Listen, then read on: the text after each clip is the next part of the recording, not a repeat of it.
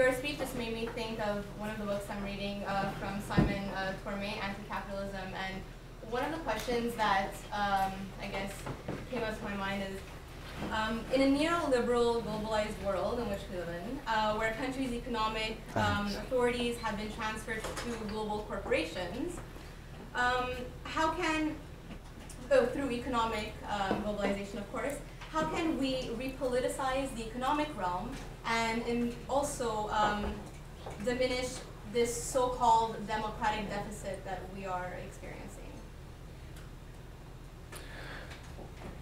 Interesting question. I suppose if you go back to classical economic political theory, you could say that economics is by nature politicized, that it's actually a branch of politics. The idea of free markets I find very interesting because we don't really seem to have very many of them. And they're very kind of politically regulated in any case.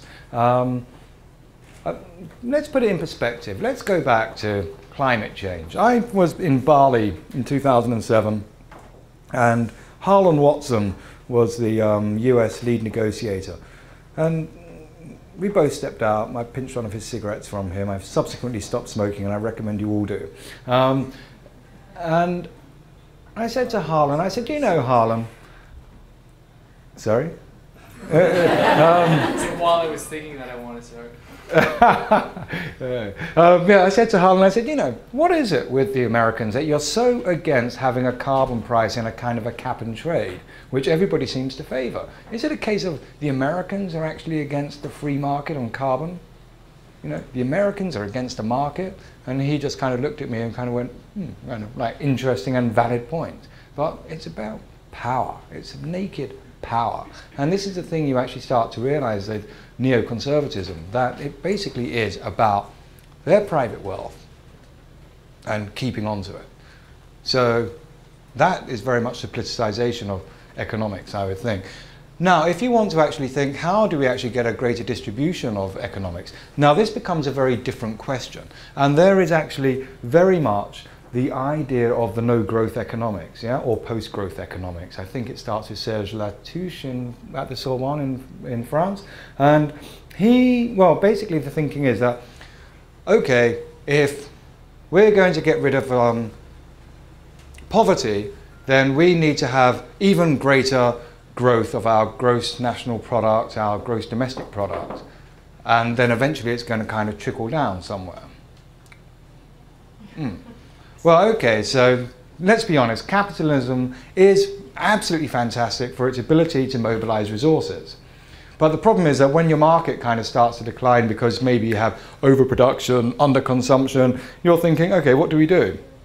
Do we sort of distribute more money around so people can actually like buy this kind of surplus of production, or do we sort of go and dump it on a developing country like the Americans did rice on Haitian farmers, you know, so suddenly their agriculture goes, hey, tits up, and they start to migrate to the cities, and you get unsustainable cities. Or do you actually start to think more about distributing the benefits? You know, and this is really where China probably has to really think that, can it actually go for growth, growth, growth, growth, growth? But then this is where China traditionally has to think that at the moment, a lot of the people who want houses are coming out of university. So if they don't keep like an 8% kind of headline growth, they're going to be unable to build the houses for that younger generation. And they know that historically over the past 100+ years, the people who are responsible for revolutions or rebellions in China are the kind of young people who are kind of coming out of universities. So they're sort of caught up in a bit of a quagmire. How do you actually break from that kind of chain of thinking though? Because you do need to break from that chain of thinking. I cannot think the environment is actually going to really suffer much more a kind of advanced capitalism. Ivo de Boer, the former UN climate change chief, who's now at KPMG as a global sustainability guy, he was at the World Energy Council in Montreal last September, and he made a very interesting point. He said, look, I'm less worried about the 1.5 billion people who are living kind of good lives at the moment than I'm more worried about the sort of 5.5 billion people who want to live like them. And this is the interesting thing, because if we're challenging our perspectives, like I'm saying, okay, let's challenge the perspectives of basically male-dominated kind of religious, post-religious, rational and rationalist Enlightenment philosophy, we have to actually also challenge maybe this Malthusian idea that, you know, there's too many people on this planet. Because when Thomas Malthus was writing, there weren't really that many people on the planet. I mean, if you think the turn of 1900, there were about 1 billion people. Maybe 1.6 billion, depending on who you want to actually talk to. How many people are there now? And what's the reason, in fact, that we got sort of 5 billion people more? It's obviously not because they're breeding, but how are you actually keeping them maintained? Actually, it's science. The Haber-Bosch process. Anyone heard of the Haber-Bosch process? No? This is interesting, right. So even my energy policy students haven't yet heard of the Haber-Bosch process. Excellent. So if you're thinking that like things like potassium and nitrogen and phosphate are very key kind of fertilizers, basically, yes, for growing crops and for much life on Earth. Nitrogen, as a natural process, is created through lightning. So the Haber-Bosch process was created by, well, Haber and Bosch, you know, great. Yeah. I wonder if it's the same Bosch who kind of like developed all these other electrical products. Anyway, so they synthesized it. Quite natural process to make ammonia. Well, that's kind of quite wonderful. It's behind the Green Revolution to actually increase your crops. It's quite interesting. Science can do an awful lot. But then you also have to think that phosphate, for example, I think the US Geological Survey said there's only about enough phosphate on the Earth for about 139 years, about 16 billion tons. And there's an institute out in India that actually, well, the Fertilizer Institute, I can't remember their full name, in India said, well, actually, we disagree with you. We think there's about 60 billion tons, which means that there's about 400 to 500 years worth of phosphate. Now, the thing is, what do we do in 400 or 500 years' time when there's no kind of phosphate, sort of, at least in concentrated mass, to like mine, a bit like the peak oil debate, you know, peak phosphate. You know, people just don't really think about this, do they? No, actually, I do. But the interesting thing is, what do you do? Because phosphate is actually kind of quite all over the place in the same way as uranium is. Like it's in our bones. So do we actually have to kind of think that when we die, instead of like donating our organs to like my kidney and my heart, but not many people actually donate their eyes apparently. Do we actually start donating our bones so that they can be like sort of ground down and the phosphate taken out of them and used for fertilizer? Kind of an interesting thought. But anyway, so digressing from your idea of anti-globalization or anti-capitalism, I think we have to ask ourselves, how can capitalism mobilize just more than resources? And perhaps we have to go back to the idea of fiduciary duty, because I think the logic of capitalism is, okay, amassing capital just in itself, but it's also the idea of doing things at least cost. And at the moment, if you kind of take the view that in feudalism, serfs basically did all the work for not very much money, while the landlords of the estate moved from estate to estate, consuming the surplus. Then we moved into mercantilism, and the operating ideology of feudalism was Christianity. Then we move into feudalism, into mercantilism, where we start to move into a more individualistic sense of philosophy. We're kind of moving into like Hobbes and Locke and a little bit beyond. And we're starting to discover the world. We're starting to like use colonies and slaves. So these people are actually doing really the work for no money at all. While people are actually becoming richer. And then we move into a world of industrial capitalism, certainly in like the West and particularly in Britain, where the serfs are now taken off the land and put to work in factories. Very bad hygiene, very bad working conditions, and for really not very much money. So what happens then is with the overproduction, the underconsumption, and the well, basically declining rate of profit, I suppose, as Karl Marx would call it, is you get an imperialist project.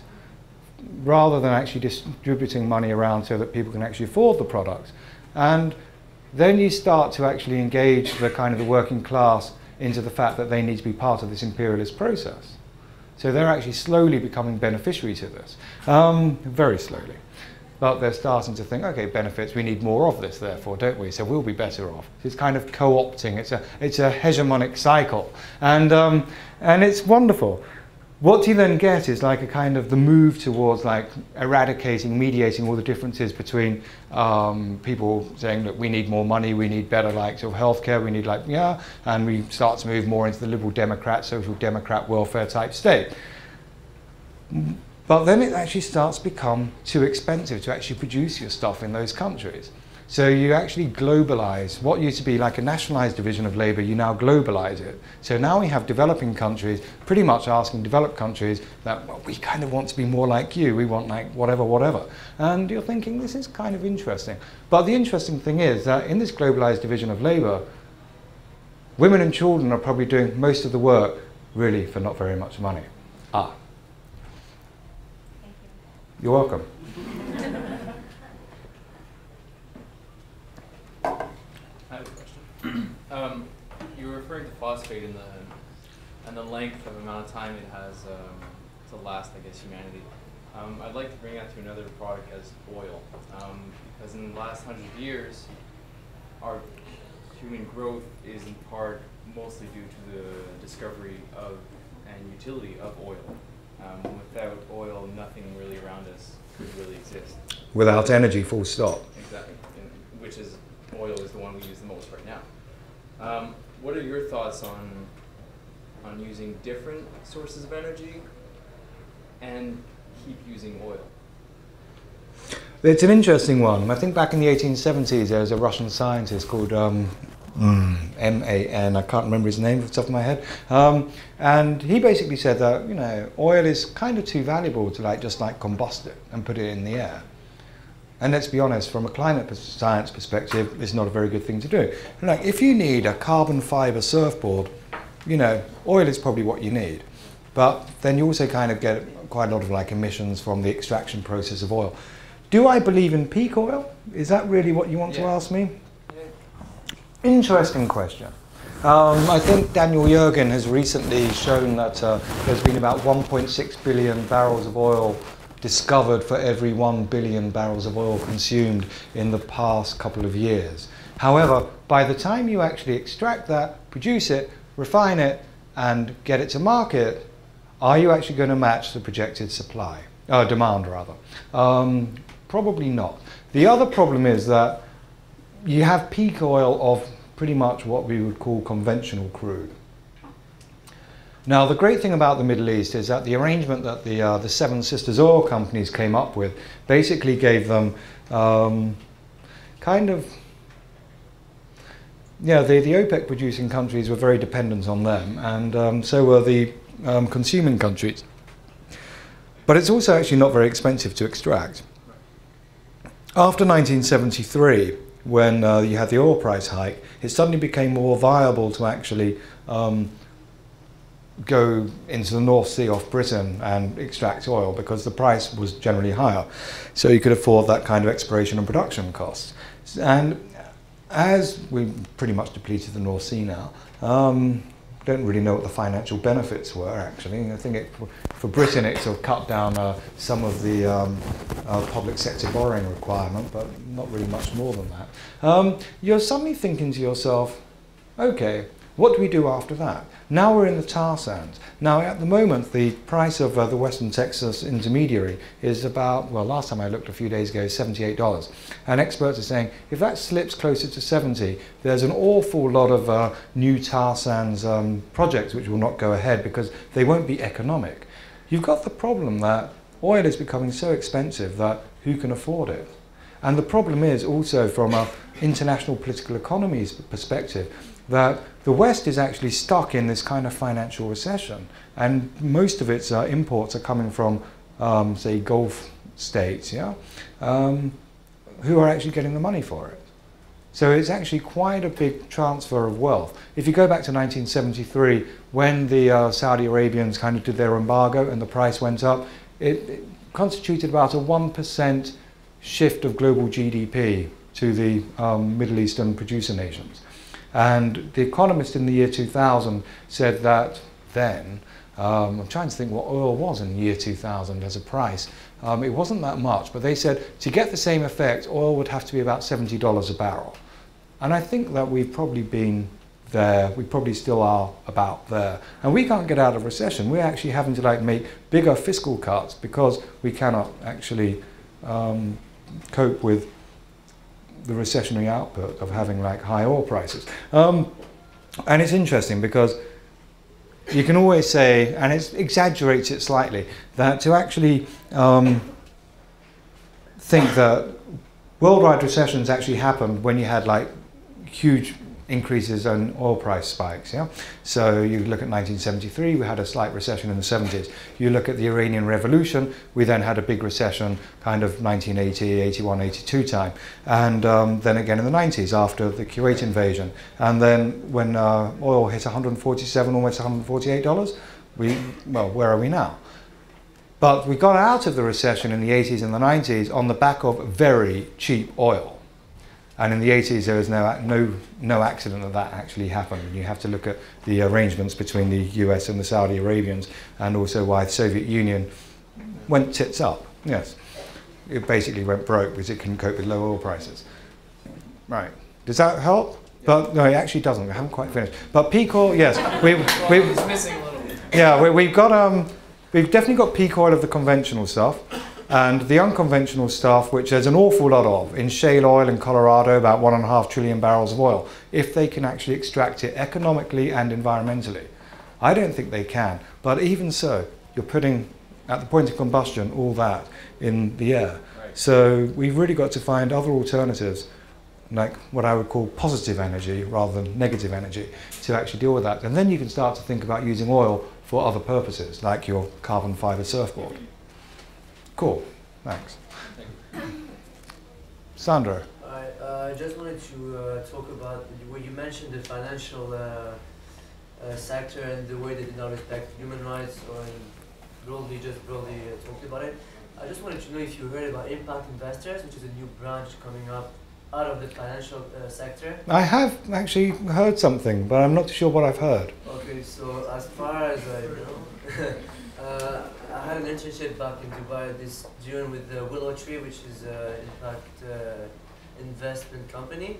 They're deeply involved about investing in like underdeveloped countries for like health issues, environmental issues, education issues, such as like Egypt, Yemen, and other countries. They specialize in the Middle East. And I wanted to know what's your point of view on those investors coming up, willing to invest not only to not do harm, but to do good. So ethical investment? Yeah, exactly. Oh, it's a difficult one, because in these current times I'm wondering who's going to be doing the investment at this moment in time. I mean, like, if I had like $1 million to invest and I want to stay ahead of the inflation curve, I'm seriously wondering, where am I going to invest that? If I'm going to invest it ethically, what kind of return am I going to get? And these sorts of metrics, unfortunately, are not very widely publicized. And they should be. They really should be, because there has to be an awful lot of interesting stuff, like people really breaking down, say, the renewable energy supply chain. Who's really producing what? People looking at very many other sustainability issues. It's also very interesting, by the way, that even if you look at people like the Ford Foundation and the United Nations pension funds, you know, they don't, well, certainly when I was last looking at this about 3-4 years ago, they don't actually insist that a percentage or most of that money is actually invested into ethical investment. So it's very interesting. So basically, yes, you're quite right, Sandra. You're perpetuating effectively the bad old industrial ways of producing things unethically, unsustainably, etc., things which ultimately will be conflicting with intergenerational human rights. And the problem is, if you actually think about intergenerational human rights, you basically have the issue that, as I say, my parents, my generation, we've basically created this mess. And for example, if you're actually having to spend an awful lot of money adapting to climate change, and let's put this in perspective, in 1981, I think, for every person here in Canada retiring, there were 6 people in the workforce. It's currently projected that in 2031, there'll be only 3 people in the workforce for every person retiring. So how are you going to be paying those pension funds? And furthermore, if you're spending so much of your money adapting to climate change, are you going to be in a position to underwrite those pension checks? Or are you going to leave people like me pissing in my pants in an old people's home, like not in a state of dignity, which is, I suppose, meant to be the idea of human rights? You might want to use that language with your politicians. It might get somewhere.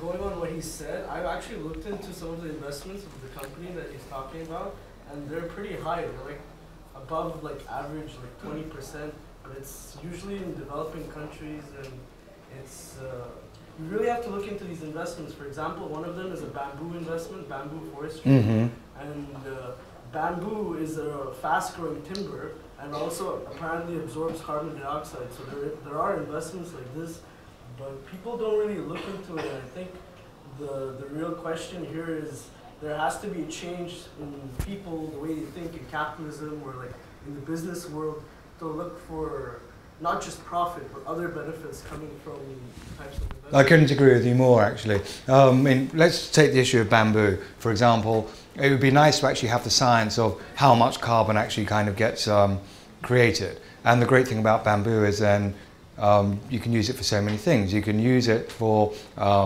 clothing. I talked to Donna Karan, the fashion designer, and she says, I love working with bamboo. And you know, this is kind of interesting. You know, you can produce it quite sustainably, although some people will say it's an invasive species. So we can like look at these things. But then also you can use it for so many products like furniture.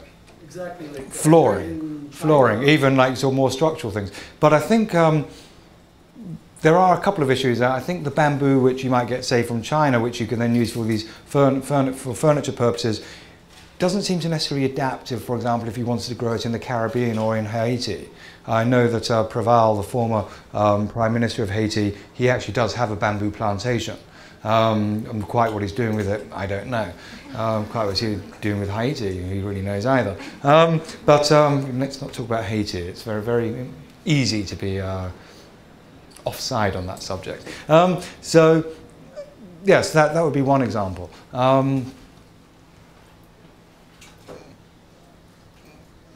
I'm trying to think what else. Okay, that's the bamboo idea. But there are so many sustainable things that can be done. For example, let's think here in Quebec. We have Le Plan Nord, pour le Grand Nord, de Monsieur Jean Charest.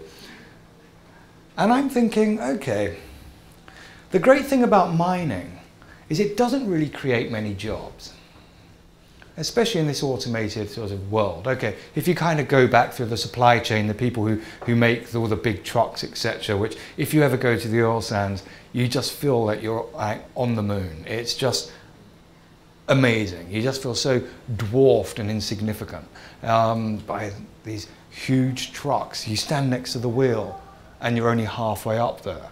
The wheel is higher than this ceiling, you know, and these things fully laden are 16 million pounds of weight. That's an awful lot of gym work, really.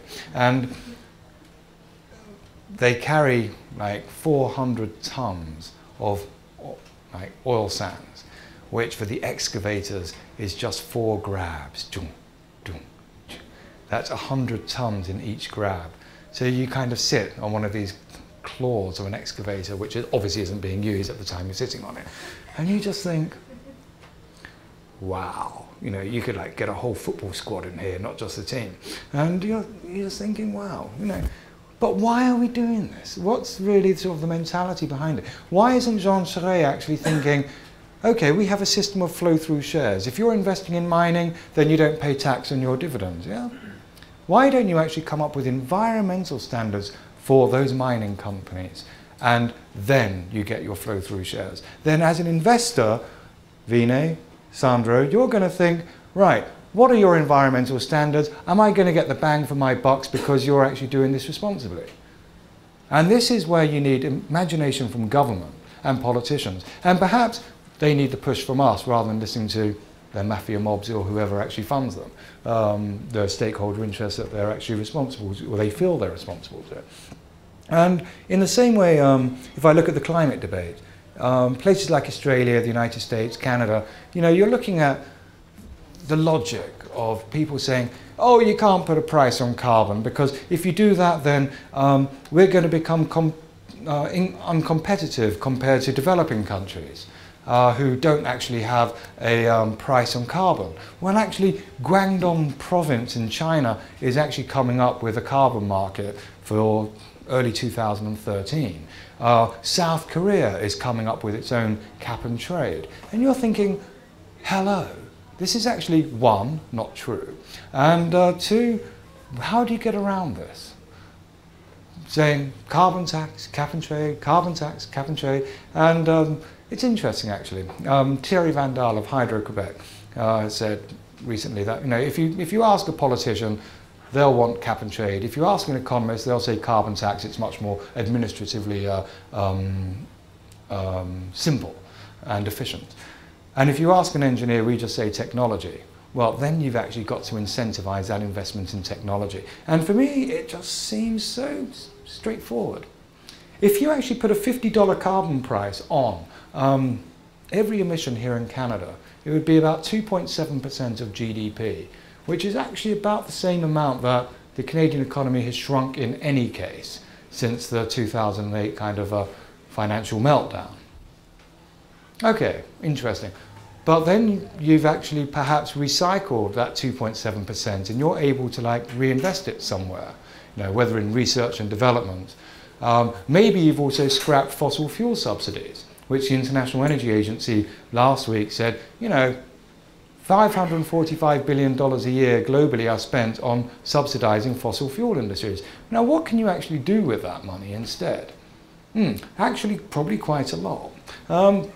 And so we actually really have to think imaginatively about how do we incentivize good behavior, positive thinking, because we go back to the Einstein quote, to paraphrase him, that, you know, the level of thinking that got us here is not the level of thinking that's going to get us out of here. And so I encourage you all to have the courage of your convictions, inform your opinion and go forth, because this is your generation. You know, let me encourage you. I may have been part of the generation that helped screw it up for you, but let me encourage you to try and get it right.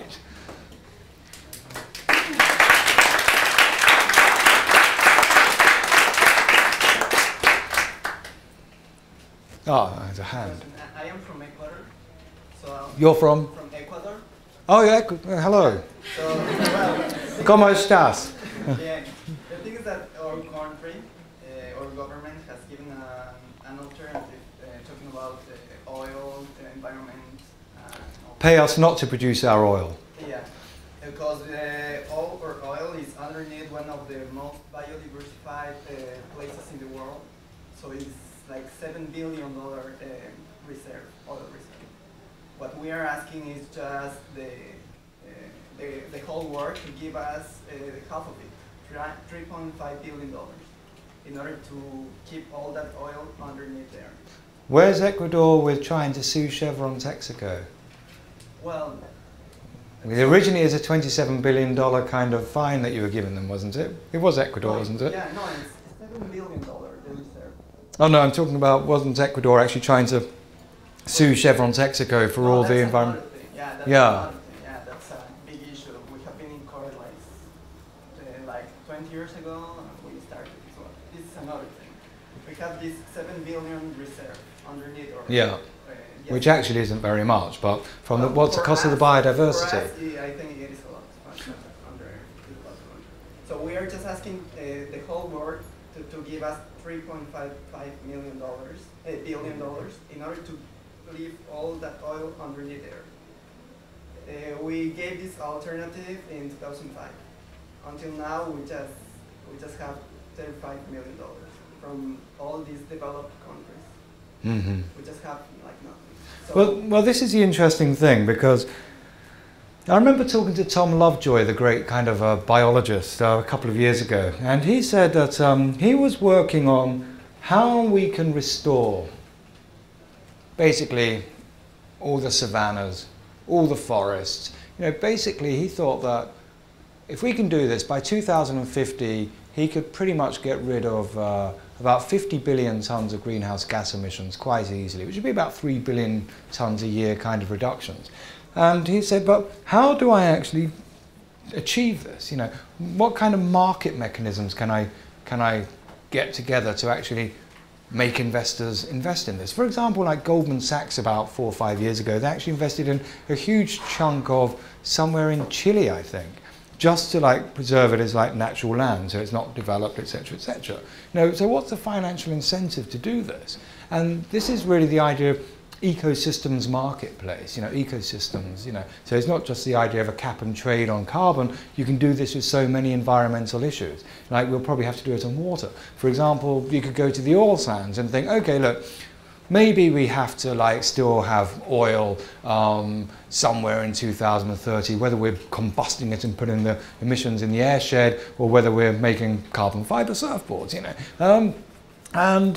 You're thinking, okay, but you're still water intensive.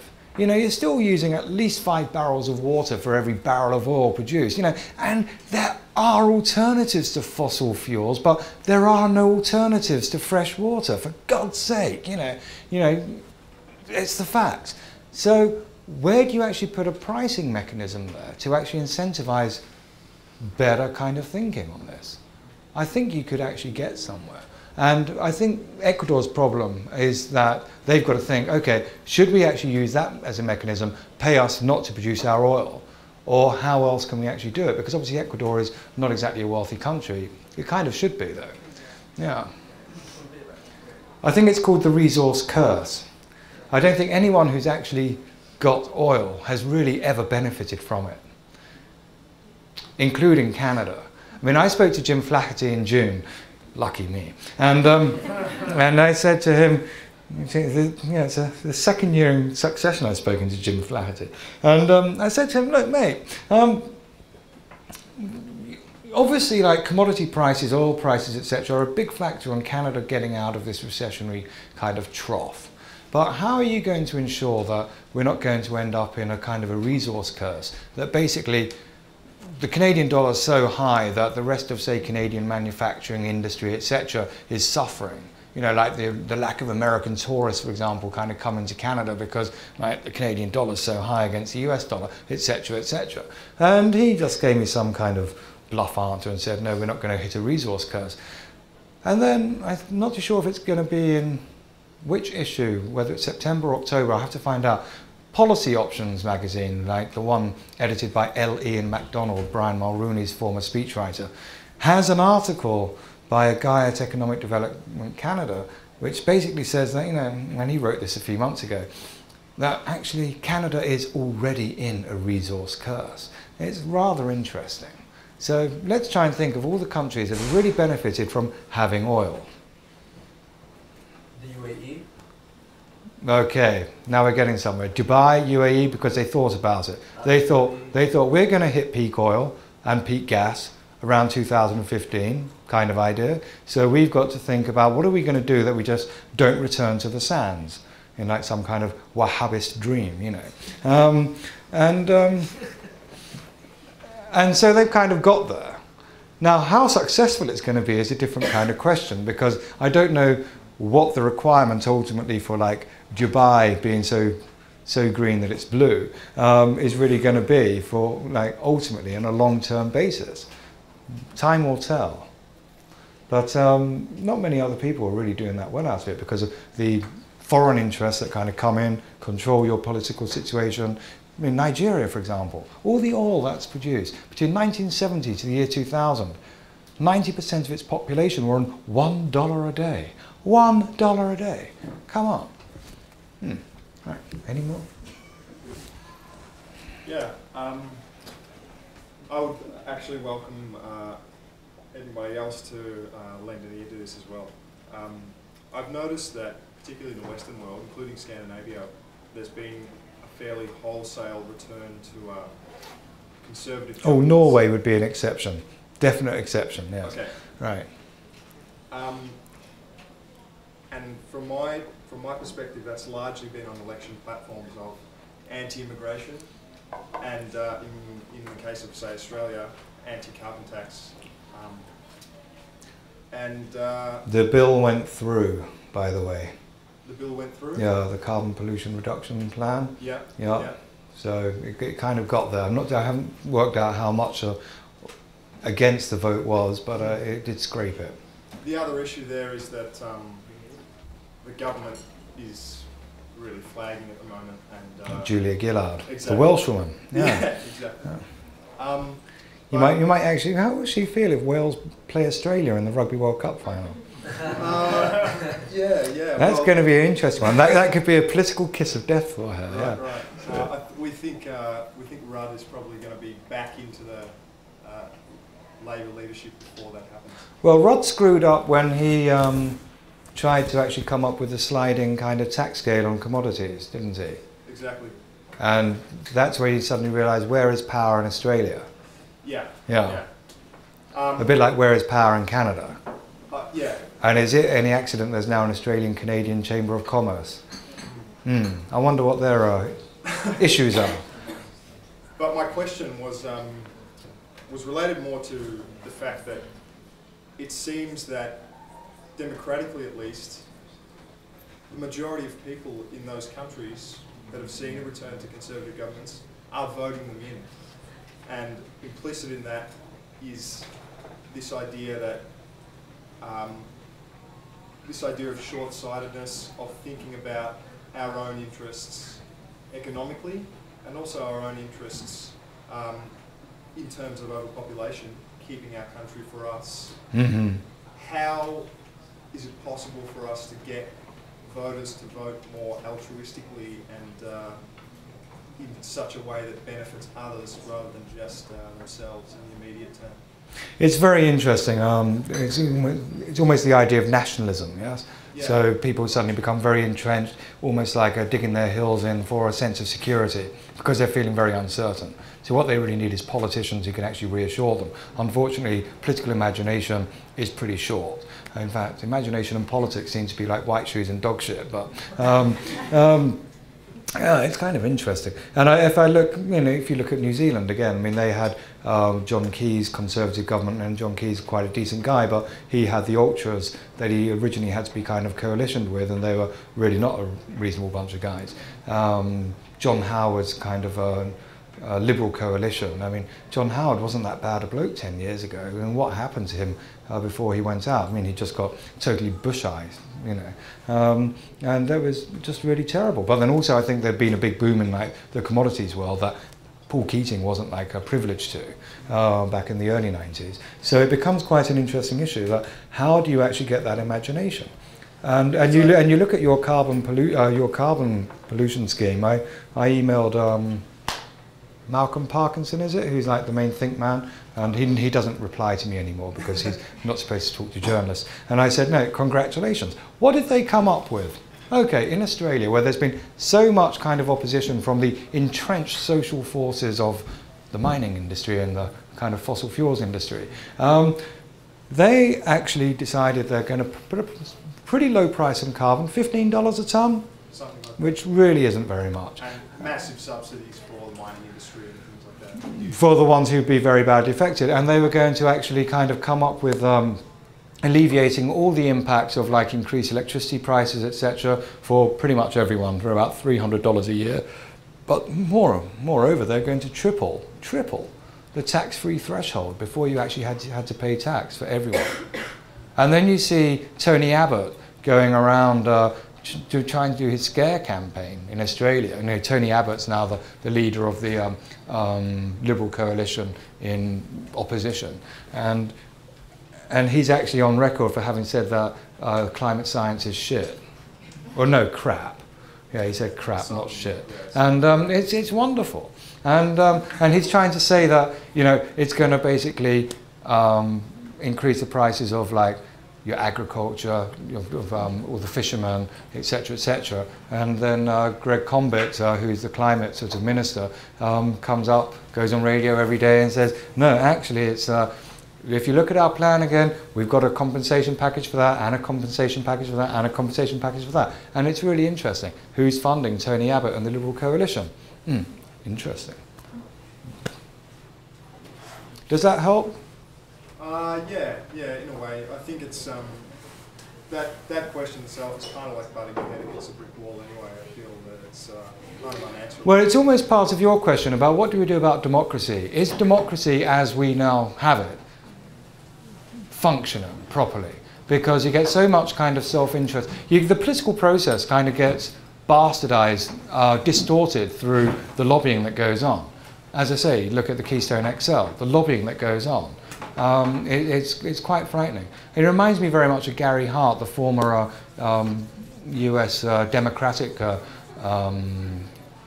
candidate who's originally ran against George Herbert Walker Bush, George Bush Sr., before he ended up having an affair with someone who was discovered and he had to kind of step down, which gave us the great joke of, I won't go into it now.